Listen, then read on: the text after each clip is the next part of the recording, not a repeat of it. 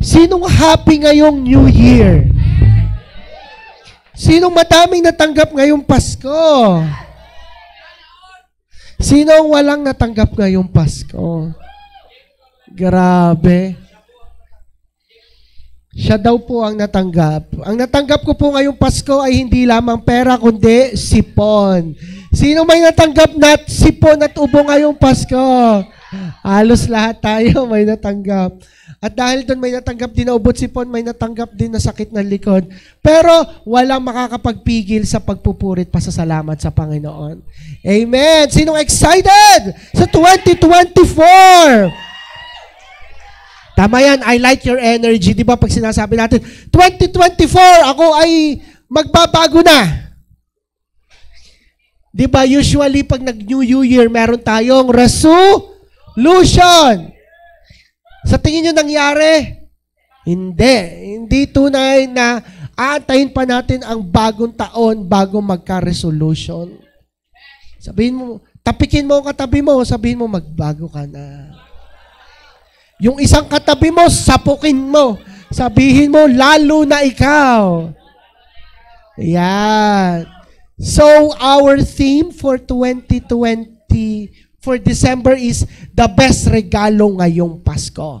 Yan, di ba? The best regalo. And before we continue, let's all stand up and let's declare our calling verse, Luke 4:18 up to 19. 1, 2, 3, go. The Spirit of the Lord is upon me because He has anointed me to preach the gospel to the poor. He has sent me to heal the brokenhearted, to proclaim liberty to the captives and recovering of sight to the blind, to set at liberty those who are oppressed, and to proclaim the acceptable year of the Lord. For our God is Jesus, the Anointed One. And let's declare who we are. 1, 2, 3, go. I am a blessing. I am anointed. I am a deliverer. I am a good follower. I don't destroy, I build. I am not seasonal. I appreciate everyone and everything. I am part of something big. I am in partnership with Christ and I am not extreme. Muli pa, palakpakan natin ang Lord. Thank you, Sheila. Pwede na muli kayong maupo. So, ano yung theme natin for 2023? Ano yung theme natin for 2023? Wow.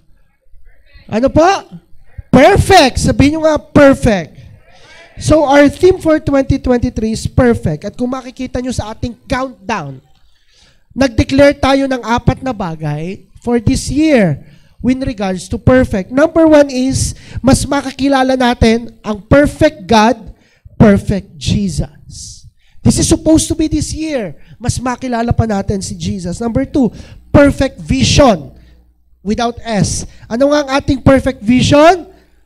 Win souls, make disciples. Number 3 na ating dineklara ay perfect peace o shalom, shalom. Sabihin mo katabi mo, sabihin mo shalom, shalom.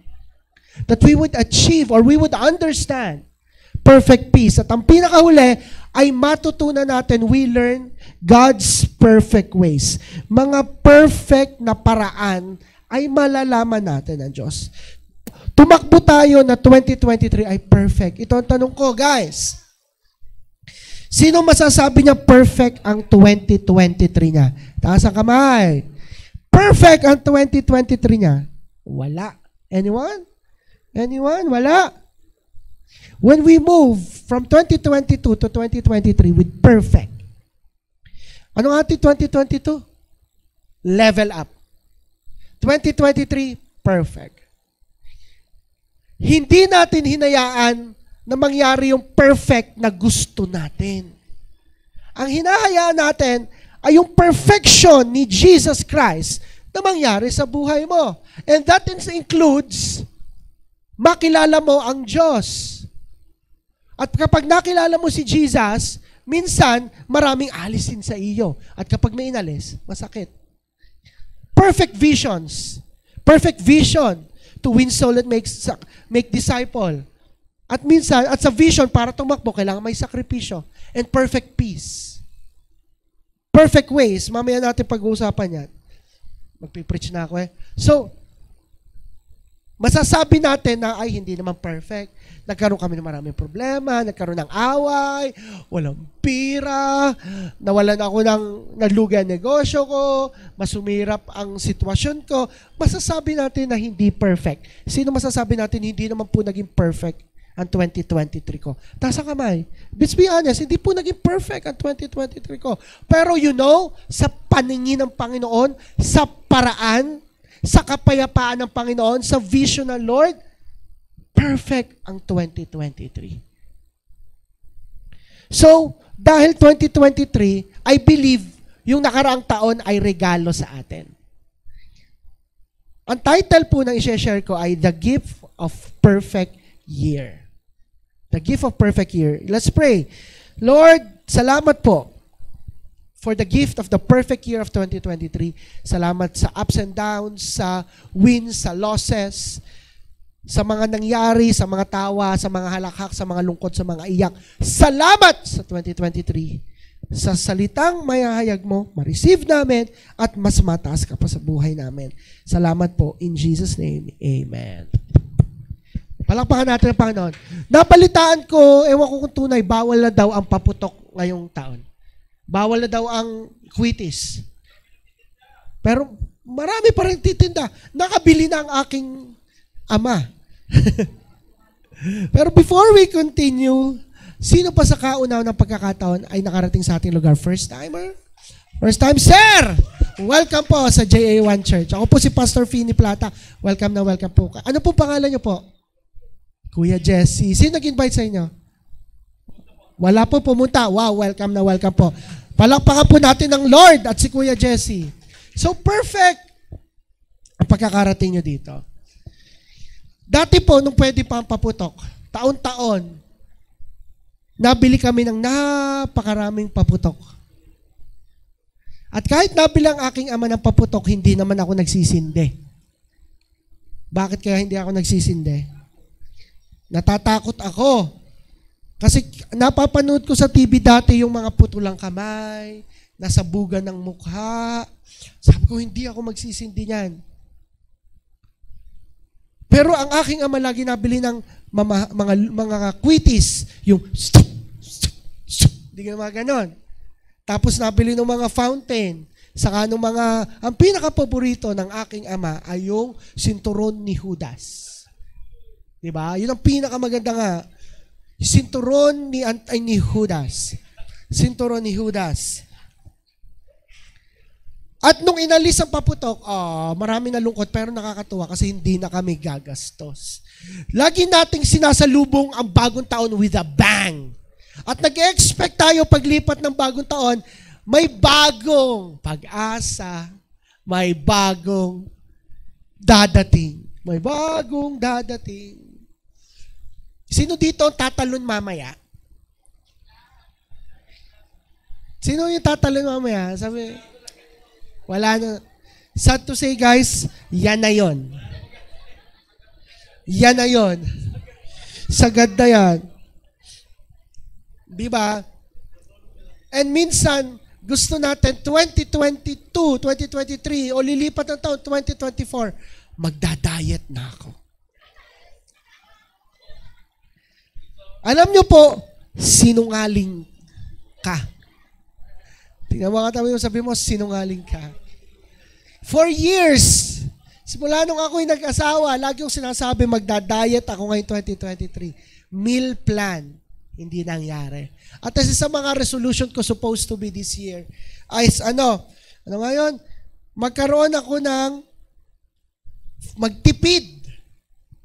Nako, imposibleng magtipid kung ang asawa mo ay laging mag-ano ng, gusto ko ng malamig na inumin. Gusto ko ng melty. Parang ang sarap mag-samgyup. Hirap magtipid kung may samgyup. Diba? Ano ba mga resolusyon? Mag-diet, magbago, magpatawad, mag-ayos ng finances. Alam nyo, hindi na naman natin kailangan antayin mag-New Year, mag-December 31 to January 1 para magbago. Kahit ngayong oras na ito, any minute, any second, pag may moment ka sa Lord, kaya mo magbago. Minsan inaantay natin yung mga sitwasyong yon, pagkakataong birthday ko, o kaya in New Year para magbago. No, in this moment, pwede mo nang baguhin yon. Alam niyo kung kailan may mga nabago sa akin this year? At the moment na hinayaan ko ang Lord sa area ng buhay ko na yon. Meron akong struggle sa overthinking. The moment na nagbago yon, ayun the moment na sinabi ko sa Lord, ayoko na, sinosurrender ko na ito sa iyo. The moment na maganon, nanampalataya, nagtiwala, saka nagkaroon ng pagbabago. Pero this year, 2023, sabi nga sa Bible, sa Isaiah, forget the former things. Sabihin mo sa katabi mo, kalimutan mo na kasi. Ngayong 2023, ang 2023 maiiwan. At ikaw ay papasok sa 2024. Sino magpapaiwan sa 2023? Papaiwan ka, RJ? Lahat tayo ay pupunta ng 2024. Pwera lang kung maiwan ka sa 2023. So, pagpunta mo mamaya sa 2024, meron tayong 5 ideas through what happened this year in our theme of Perfect 2023 na pwede nating iwan ngayong 2023. Sinong excited na malaman ng gusto niyang iwan ngayong 2023? Palakpakan mo naman na Lord kung excited ka. Merong 5 bagay na you could live this 2023. Number 1, pwede niyong iwan ay picking your phone before the Bible. Iwan mo na 2023 naman pagkagising sa umaga, mas inuuna mo ang cellphone mo kaysa sa Bible. Ito ay August, sinasabi ko talaga sa Lord. Challenge ko. For 4 years, kaya ko mag-fasting the whole year. Iba't ibang fasting. Fasting ng pagkain, fasting ng solid foods, skip ng 1 meal, fasting ng social media. Pero nitong August 2023, sabi ko sa Lord, Lord, hirap na hirap akong hindi hawakan ng phone ko. Hirap na hirap akong hindi buksan ang Facebook, ang aking email, ang aking messenger. Una, pagkagising ko sa umaga, hanap agad ng phone, titingin agad ako ng balita. Although, di ba sa Android phone, meron ditong focus mode, yung dinidisable yung apps. Yung meron ganun sa Android. Pero, alam mo yung use for 5 minutes. Gagamitin ko lang 5 minutes lang. Kahit naka-disable ang social media. Naka-disable ang TikTok. Just for 5 minutes lang. Alam nyo, minsan, nakakahiya na yung Diyos na gawa ng langit at lupa, ang Diyos na iyong mabuting Ama, may lalang sa iyo, ay mas nauna ka pang kausapin ang taong iiwan ka din sa huli kaysa sa Kanya. Napaka-bad habit na pagkagising sa umaga, TikTok agad, scroll ng TikTok, kaysa sa buksan mo agad ang Bible at kausapin mo ang Diyos. Sabihin mo sa katabi mo, hoy, di mo nakakausap si Lord? Ang samang pakinggan, kasi ngayon nagka-work po ako this year, 2023, nagkaroon ako ng part-time sa BSU.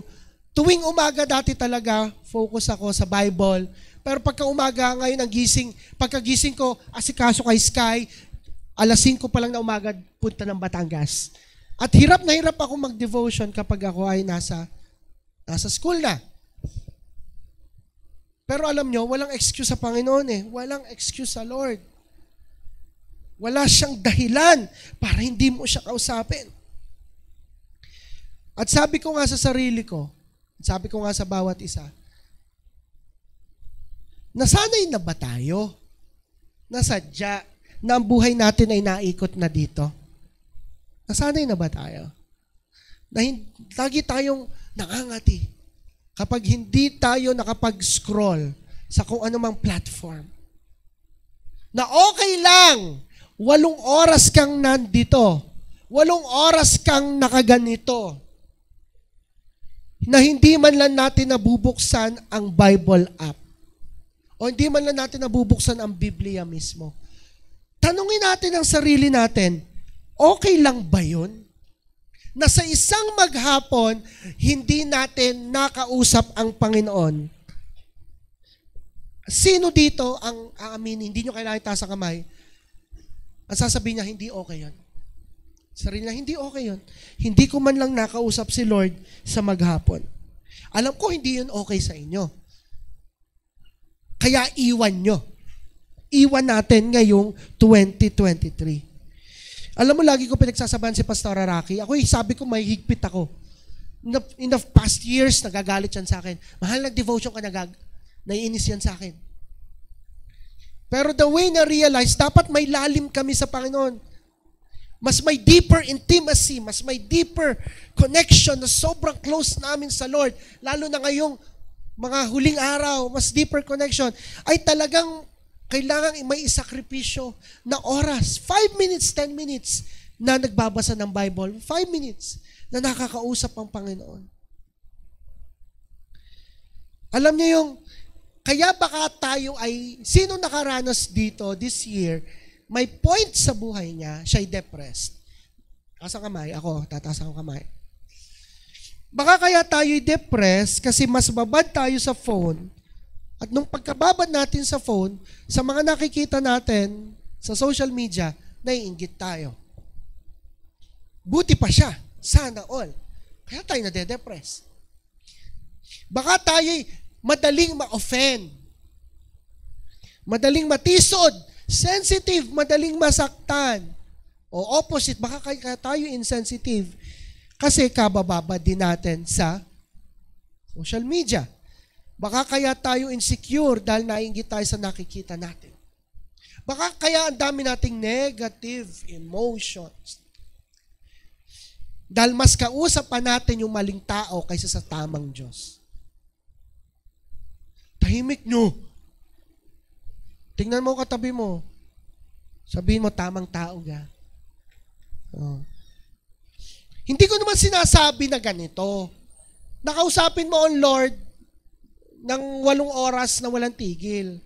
Okay lang, kausapin nyo yung bebe nyo, yung mahal nyo, yung asawa nyo, kausapin nyo talaga. I'm saying, wag namang ang tagal mong kausap ng maling tao, pero yung tamang oras para makausap mo si Lord ay hindi nagawa. Iwan na natin ito ngayong 2023. Basic kaya yon? Matthew 6:33, unahin natin ang Diyos at ang kanyang kaharian at ang lahat ng bagay idadagdag sa akin. Sabihin nyo nga, idadagdag sa akin. Basic na basic, unahin si Lord. At lahat ng gusto, kailangan, idadagdag. Pero bakit hindi na idadagdag? Ibang inuuna. Inuuna, yung sa tingin mo ay iyong pahinga. Which is wrong. Unahin mo si Lord. Sabihin mo sarili mo, uunahin ko lagi si Lord.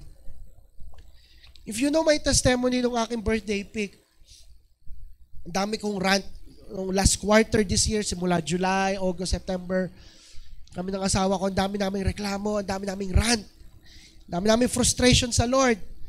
Pero hindi nawala na sa isip ko yung susuko na ako. Ayoko na. Ayoko nang magpastor. Ayoko nang mag-alaga ng napakabait na mga leaders. Wala yun sa isip ko. Kasi wala na akong choice. Nandito na ako. Ang nasa isip ko lang, Lord, pagod na ako. Kasi parang nakikita ko, hindi nangyayari yung resulta na gusto ko. Ang dami ko sinasabi sa Lord. At si Lord naman, nagsasabi lang, be patient, anak, nandito ako. Ay Lord, bakit si ganito? Siya naman yung masamang tao, pero, anak, may tama para sa'yo. Alam niyo, pagdating ng birthday ko noong December, one thing I realized, hindi man sinagot ng Lord, hindi ko man nakuha pala yung gusto kong sagot. Pero dahil sa mga hinayaan ng Diyos na mga pagsubok, mga emotional challenges, mga mental battle sa akin, mas gumanda ang conversation namin ng Lord.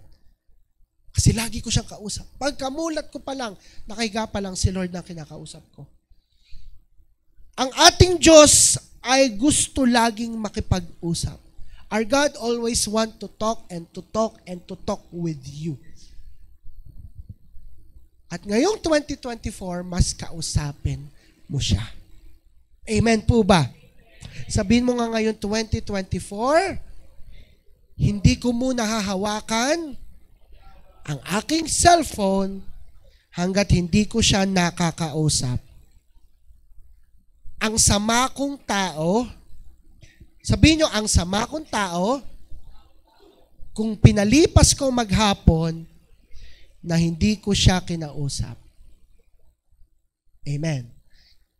Palakpakan mo naman ng Lord.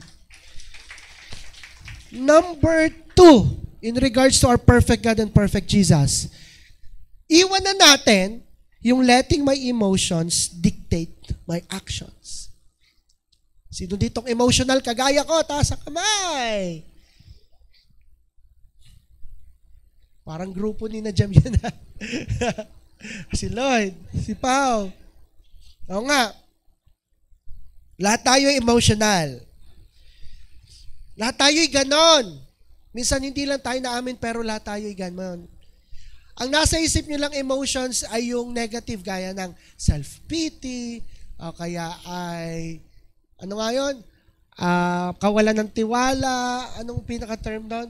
O kaya matampuhin, o kaya walang tigil ang bibig, gaya ko, na-correct na ako ng asawa ko, salamat Lord sa buhay ng asawa ko, o kaya pride, akala lang natin ganon.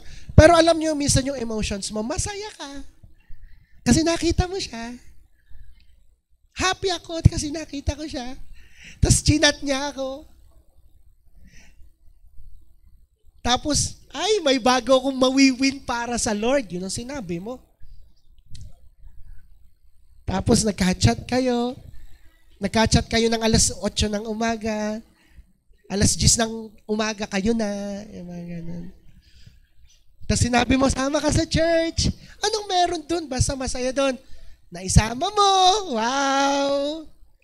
Next Sunday, uy, sama ka uli. Busy ako.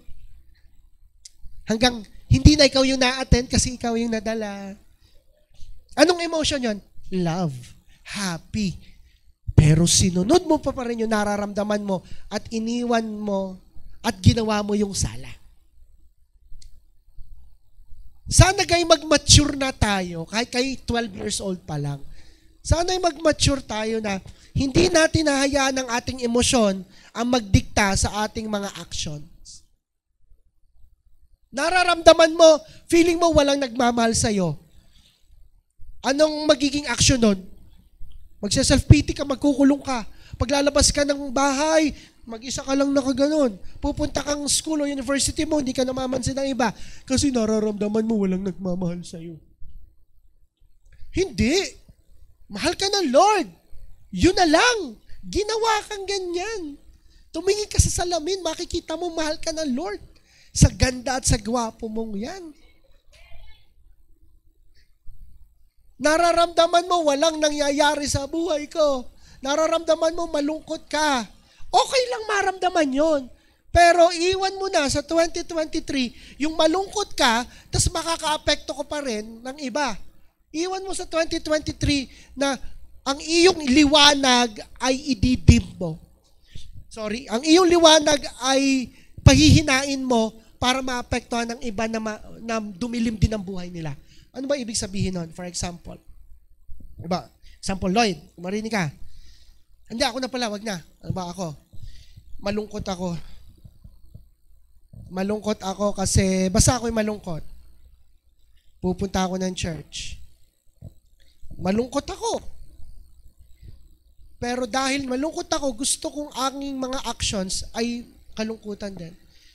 May bumati sa'yo sa church, magandang greeter. Ang pangalay, Shena. Sabi, hello po, welcome po. Ikaw naman, pagpasok mo sa church, hindi mo binati. Umupo ka sa isang sulok. Nagpupuri tayo sa Panginoon. Ang ganda ng kanta. Araw, ang ganda ng worship leader. Naka-pink. Ang pangalay, Pastora Rocky. At Catherine pala. Sikat pa din. Ang ganda, anumang maging ikaw at ikaw pa rin.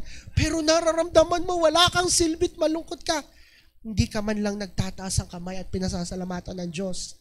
Kasi nagkaroon ka ng pera at pamasahe at may pangkain ka pa mamaya after church. Hinayaan natin ng ating kalungkutan ang mag-dictate para tayo maging ungrateful, hindi maging mapagpasalamat. Kaya nga, di ba yung ating theme, Matthew 16:24, sabi doon, then Jesus said to His disciples, if anyone desires to come after me, let him die to self, carry the cross, and seek Jesus. Follow me. Kung gusto mong mabuhay sa perfection ni Jesus Christ, kailangan mong patayin sa sarili mo yung emotions na yon. Kailangan mong buhatin. Carry the cross. Nagka-theme tayo yung carrying the cross. The struggles of being a Christian. At kailangan mong hindi sundin ang emosyon mo. Sinong susundin? Sinong isisik?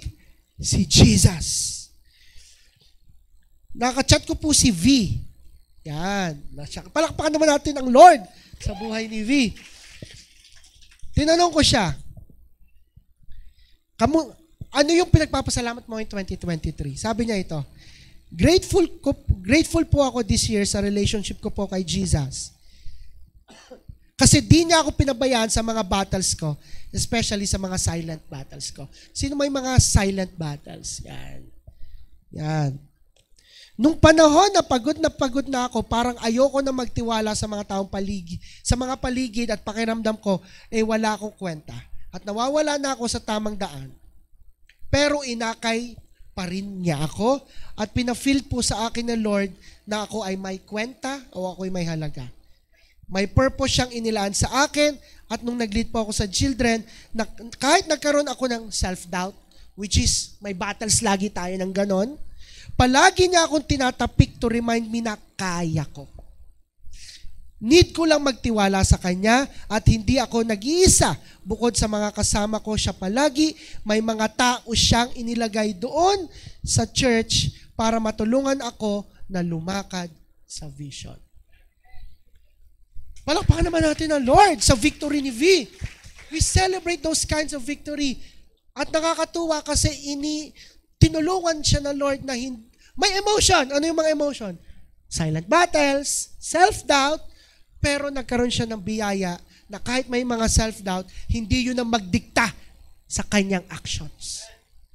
Na siya ay lalakad pa rin sa vision, siya ay maglilid pa rin ng children, at siya ay magwiwin pa rin ng napakaraming tao sa Lord. Palakpakan mo naman ang Lord.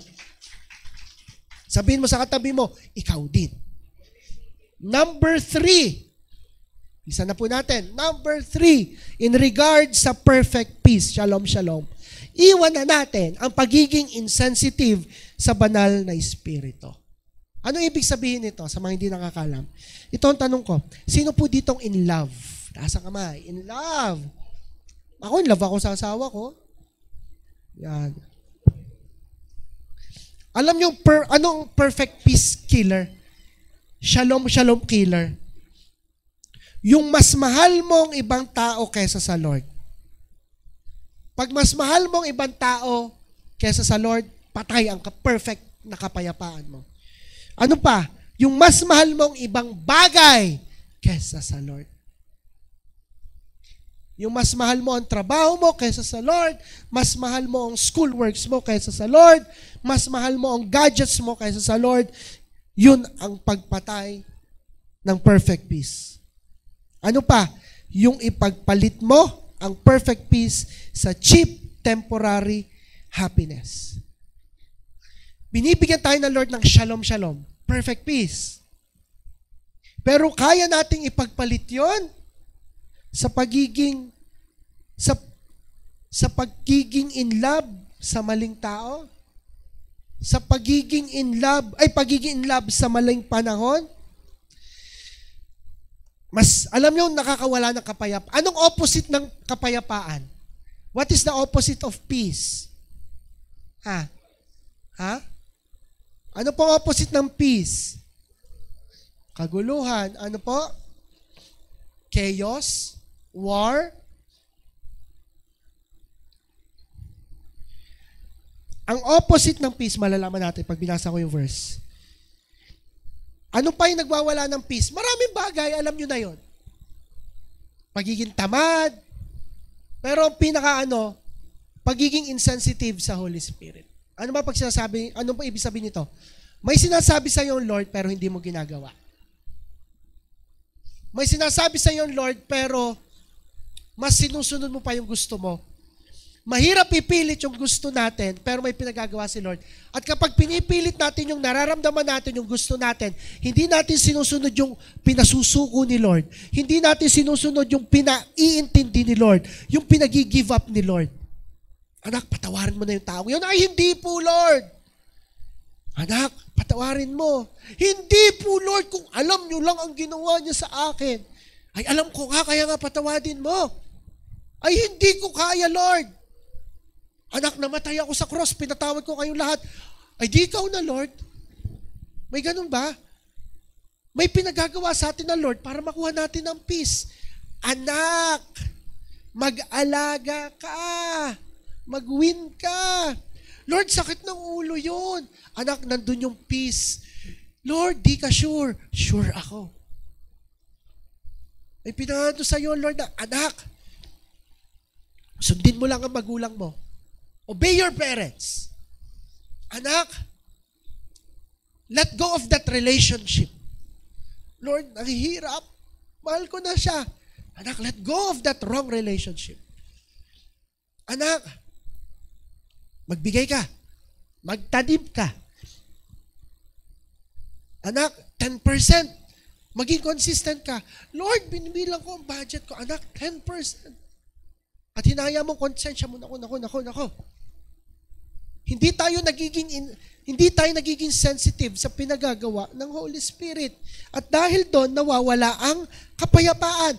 Mas pinangungunahan natin ang Diyos. Sabihin mo sa katabi mo, huwag mo siyang pangunahan. Sabi nga sa Isaiah 26 verse 3, You, Lord, give perfect peace, o shalom, shalom. Give perfect peace to those who keep their purpose firm and put their trust in you. Nagbibigay ang Diyos ng perfect na kapayapaan sa mga nagtitiwala sa Kanya. So, anong opposite ng peace? Kawalan ng tiwala. Dumating yung sinasabi kong run ko nung August, ito po yung mga runs namin ni Pastor Rocky. Lord, nagtatights naman kami, labis pa. Nagtatanim kami, giver kami. Kita mo, Lord, buong oras namin naglilingkod kami sa inyo. May inaantay akong malaking project, sobrang laking project ng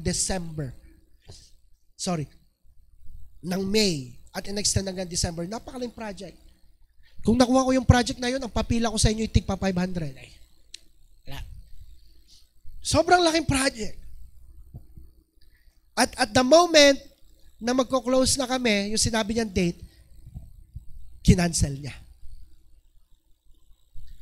May mabebentang mga products ang inyong Pastora Rocky. Na supposed to be, pag nabenta yun, mababayaran namin yung aming mga payables. At hindi. Nabibilhin na. Pero biglang hindi nabenta. Sabay nasira ang ang iPhone ni Pastora Rocky at yung cellphone ko. Pareho namin laptop na sira. Sira ang screen, sira ang speaker. At pareho namin sasakyan. Yung itim at saka yung FB sirang-sira. Sa FB talagang tatapunin na yon. As in, sira ang preno, sira ang fan belt, sira lahat.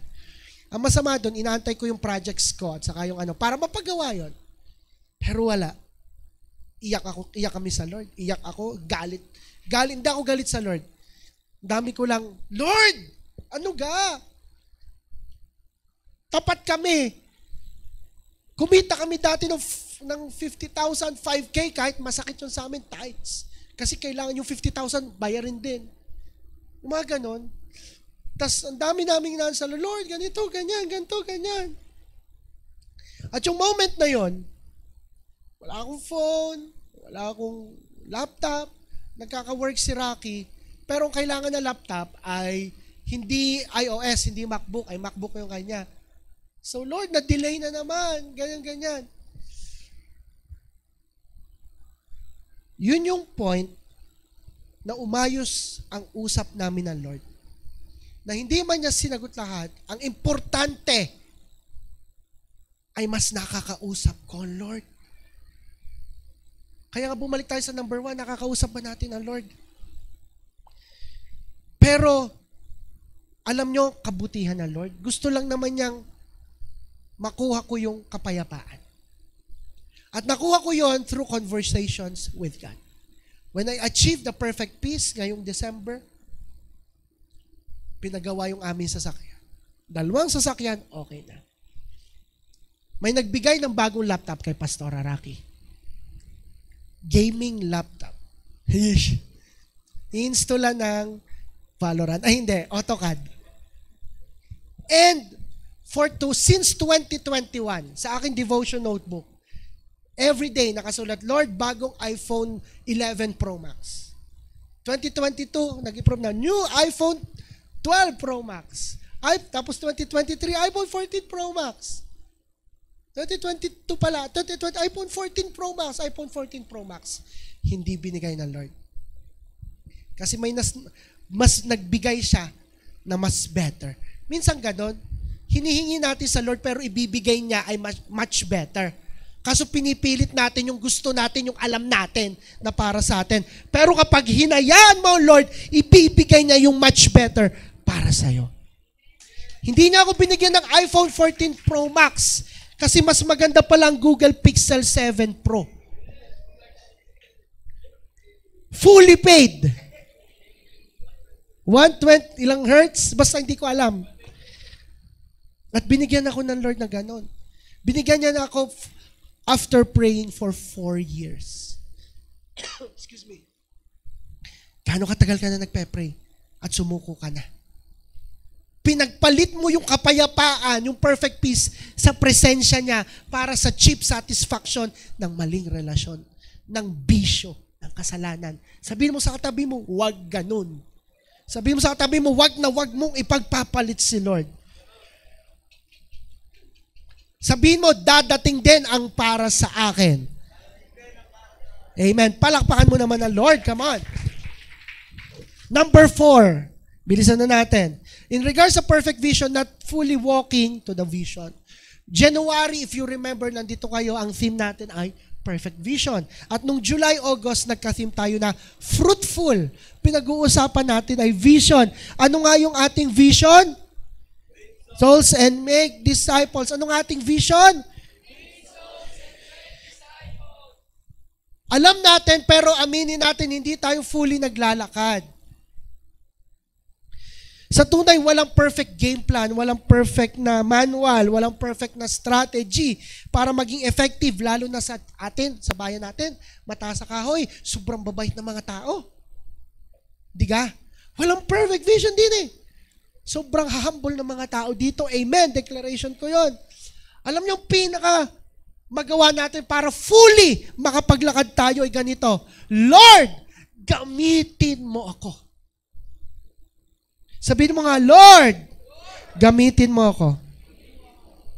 Hindi yung Lord, kasi Lord, baka hindi ko magawa, kasi ako po, Panginoon, ay mag-second year college, tapos ako'y maraming kapatid, nang-aalagaan, tapos hindi, sabihin mo lang, ay Lord, gamitin mo ako. Sabihin mo nga, Lord, gamitin mo ako. Ay, hindi Lord, hindi naman ako pinapansin ni Pastor. Wala naman sinasabi sa akin na dapat gawin ganito. Hindi. Sabihin mo, ay Lord, magkukusa ako, gamitin mo ako. Sabihin mo nga, Lord, magkukusa ako, gamitin mo ako. Hindi na ako a-attend ng church kasi yung si ate ganto, hindi naman ako pinapansin, mas favorite. Hindi. Sabihin mo, Lord, gamitin mo ako. Sabihin mo, Lord, gamitin mo ako. Alam niyo ako'y blessed sa buhay natin, cameraman kay Kwatog. Yan. Palakpakan natin naman ang Lord sa buhay ni Kwatog. Alam mo ilang beses na yan nagsabi, hindi na ako attend ng church. Ilang beses na. Siguro hindi ko na mabilang sa kamay. Nagalit sa akin, nagalit kay Ian, nagalit kay Uwa, nagalit kay Zayin. Pero lagi siyang nandito. Dahil ni Lord. Dahil ni Lord. Amen, di ba? Palakpakan naman natin na Lord sa buhay ni Kuwatog. Ganun na nagpapagamit. Kahit masaktan, papagamit pa din. Si Jesus nga, napakaw sa krus eh. Saka mo pwedeng sabihin yan kapag napakaw ka na sa krus. Nakulong ka na dahil nagpipreach ka ng salita ng Diyos. Si Bishop, gano'n, nakulong sa Hong Kong. Kung nakulong ka na sa ibang bansa dahil nagpipreach ka ng salita ng Diyos, doon ka pwedeng magreklamo. Doon ka pwedeng sabihin, susuko na ako. Pero hanggat hindi mo nagagawa yon, sabihin mo, Lord, gamitin mo ako. Wag mo hahayaan ang iyong sarili na hindi ka magamit para hindi madagdagan ng kamay sa ating puno. Amen. Gagamitin ka para mayroon pa doon every Sunday na may kamay. Huwag mong hahayaan na dahilan ka kung bakit may mawawala din kamay doon. Amen. At lagi ko itong sinasabi, huwag kang papayag na hindi ka magpapagamit sa Panginoon. Sabihin mo, ako'y manggagawa ng Panginoon. Huwag ka papayag. Kung saan ka man makapasok, saan ka mag-high school, saan ka mag-college, saan ka mag-work, saan ka magtayo ng negosyo, huwag kang papayag na hindi ka gagamitin ng Panginoon. And I believe everyone nagpapagamit dito. We have so many strategies. Nagkaroon tayo ng basketball this year. Sinong ready na sa season 2? Amen? Nagkaroon tayo ng volleyball this year. Hindi na maulit. Diro lang.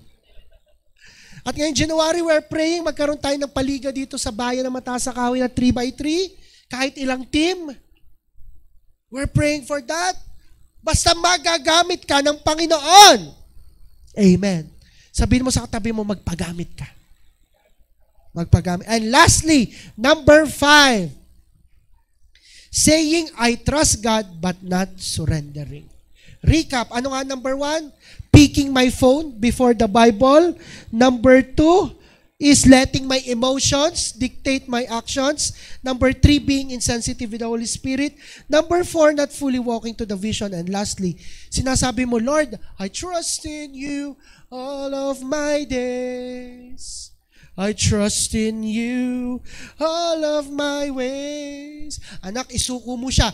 Help me live to know you more. Anak, i-give up mo ang pride mo. Hindi ko kaya, Lord. Anak, isuko mo yung relasyong yan. Hindi ko kaya, Lord. Anak, isuko mo yung maling ginagawa mo. Hindi ko kaya pa, Lord. 10 years na sinasabi mo pa rin, hindi ko pa kaya, Lord. You may say 2023 was not, pwede mo masabi, your worst year. Or your greatest year. Pwede mo masabi ang 2023, napakagandang taon.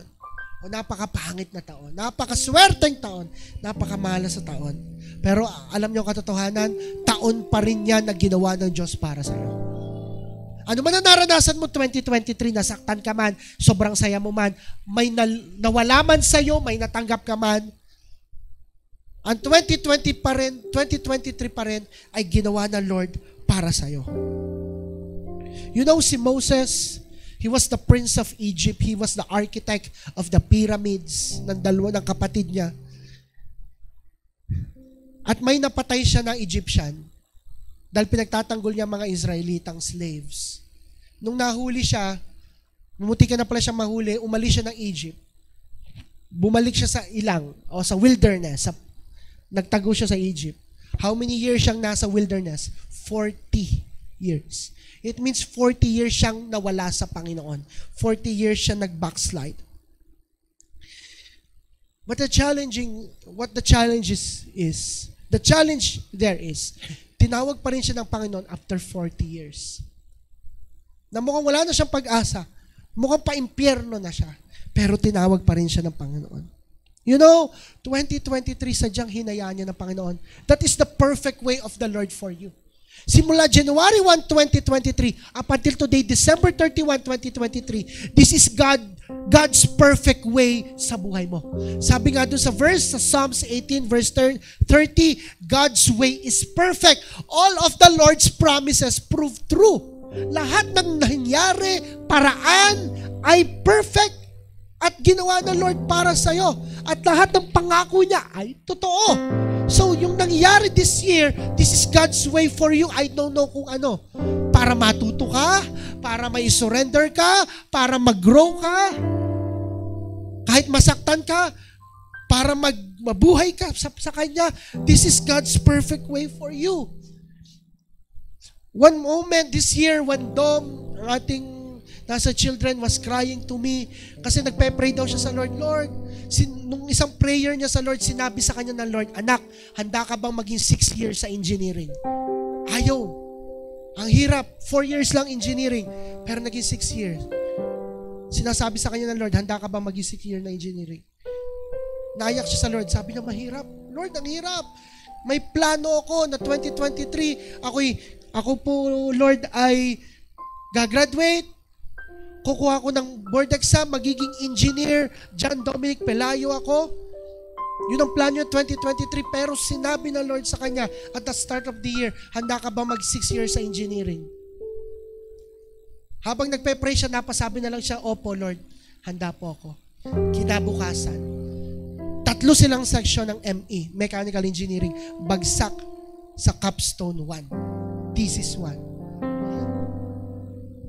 Hindi sila hinayaan na magkaroon ng special course at that year para makagraduate siya kahit delay ng kalahating sem. Makagraduate silang 3 section, hindi sila pinayagan ng school.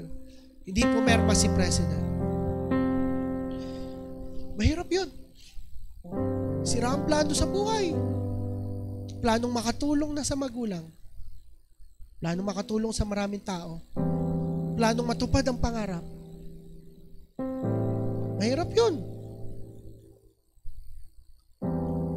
Pero sinabi ng Lord, ito yung paraan ko. Itong paraan ko para sa'yo. Ano yung paraan ng Lord na ginawa sa'yo this year? Hindi ko pa alam purpose kung ba't hinayaan yun ng Lord kay Dom. For the children sa Kaipatag, sa Kinalaglagan, for mas magamit dito, o talagang kailangan ko si Dom, hindi ko alam kung ano pa yung dahilan ng Lord. Pero, I would say, lahat ng ginawa ng Lord ay perfect at para sa'yo at may dahilan siya. Alam ko, marami tayong naging tanong, marami naging sitwasyon, maraming challenges. But truly, I believe in my heart and by faith that 2023 is a perfect year for everyone. And 2024, we will experience great things. But dun sa 5 bagay, hindi pag-ano ng cellphone at si Lord muna, ang Bible muna, not letting our emotions dictate our actions, insensitive sa Holy Spirit, hindi naglalakad fully sa vision, daming excuses sa vision, at sinasabi mo, Lord, I trust you, pero hindi mo naman sinusuko. Kaya ba nating iwan yun ng 2023? Kaya ba yun nating iwan mamayang 11:59 p.m. para pagpasok ng 12 midnight 2024, mas fulling nakilos ang Diyos sa buhay natin? Kaya ba nating isurrender? Hindi lang sinasabi, Lord, may tiwala ako sa'yo, pero isurrender. Not immediately, maybe immediately. Kaya mo ba isurrender lahat yun?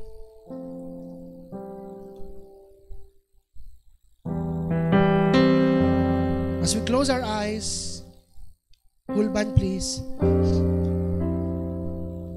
Worship leader, please. Close your eyes. Huwag niyong tingnan yung mga poging naglalakad na yan. Can we trust God? And then may pagsuko, may surrender. Iiwan na natin yung mga banan. Hindi kinakausap ng Lord, mga ganun.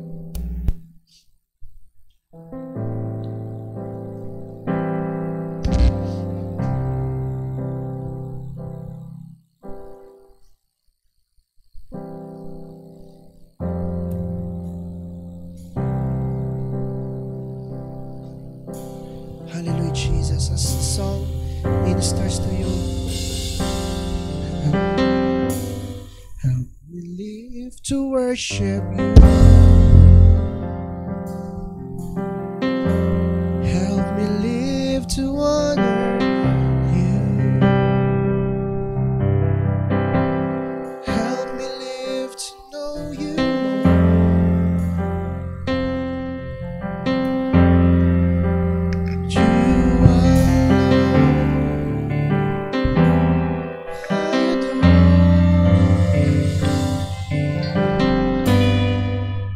Take me by your hands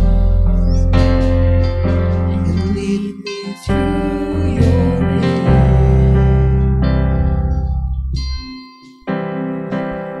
I can't live without you. Oh Lord, I trust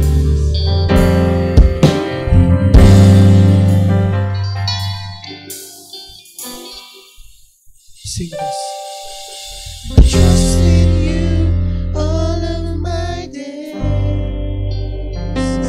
I trust in you all of my ways.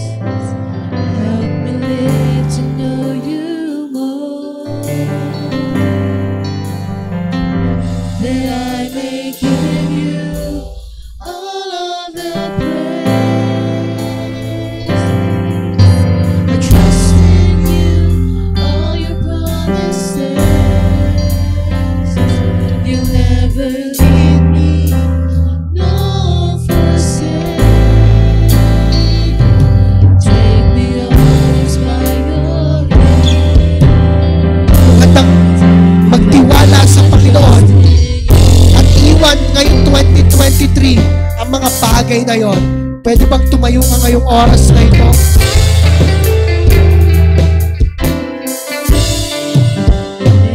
At worship mo, purihin mo Panginoon through this song. Come on. Help me live to honor you. Make this song your prayer. Help me live to know you more. Lord, you alone I adore. By your head. Take me by your Come on, let this be your prayer. Declare this, hindi ko kayang mabuhay na wala ka. I can't live without you. I can live without Give all of your worship, your praises.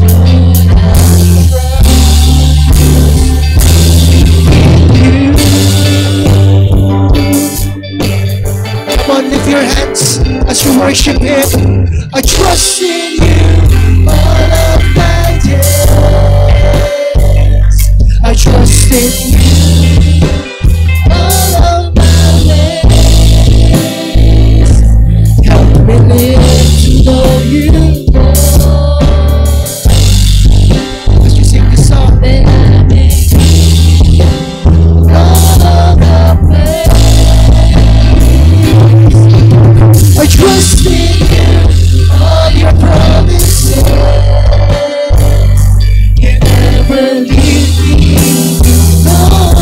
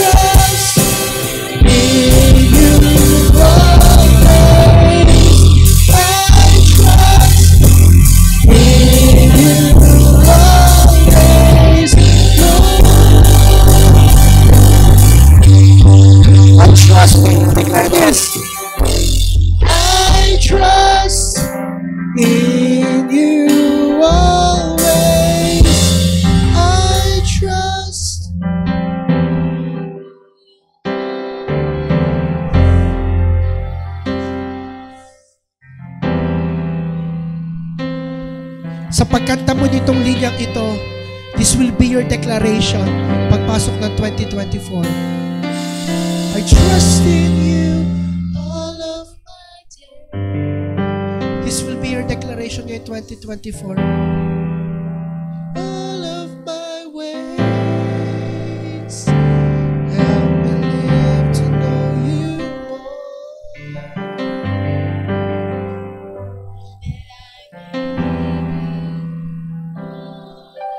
Lord, we surrender everything.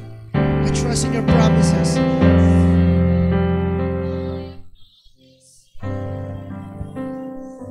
You never leave me nor forsake. Take me always by your hand. Let's raise our hands. Lord, we surrender. Pasatin natin. We can feel you. And we know, alam namin na pagpasok ngayong 2024, mas matindi ang pagsama mo sa amin. Mas lalalim kami sa iyo. Mas mauuhaw kami sa presensya mo. At hindi lang hindi mababaw ang church na to. Sobrang lalim, sobrang craving, sobrang hunger kami sa iyo. At ang presensya mo ang magpapanatili at magdadala ng napakaraming tao sa langit sa pamamagitan ng church na to. And we will have dominion. We will dominate this land. And as we walk through the vision, this 2024, as we declare, there will be supernatural things that will happen. Our theme for 2024 is supernatural. Higit sa natural na nangyayari, sobrang daming kakaiba, sobrang daming milagro ang mangyayari sa buhay mo sa ating ikawalong taon, sa ating 2024. 2024 is a supernatural year. If you believe that, palakpakan mo ang Diyos. Come on. If you believe, supernatural things will happen. If you believe, you will receive. Hindi mo paghihirapan, tatanggapin mo lang. And 2024 is your year of breakthrough. I declare that in the mighty name of Jesus. If you believe that, raise your hands. If you believe that, tatamnan mo mamaya. If you believe everything, 2024 is your year of breakthrough. 2024 is your year of supernatural favor, supernatural breakthrough, supernatural harvest, supernatural dominion. We receive it, Lord, in Jesus' name. Salamat po, Panginoon. Salamat, Lord, sa 2023. Iiwan namin mamaya. Iiwan din namin yung mga pangit. Iiwan din namin yung mga nabanggit kanina. As we celebrate Happy New Year mamaya, be with us. Be with our families. Be with our finances. At ma-enjoy namin ang kabutihan mo. Oh, Jesus. Thank you, Father. Before we end, salamat sa bawat isa sa inyo at sa mga nanonood. Salamat sa 2023. It's been a happy year.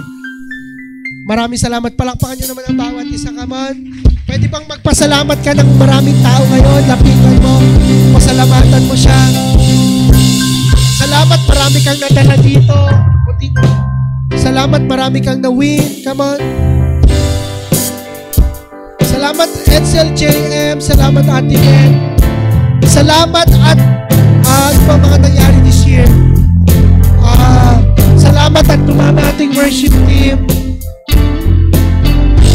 Salamat at third tayo sa basketball. Yan, salamat sa bawat isa.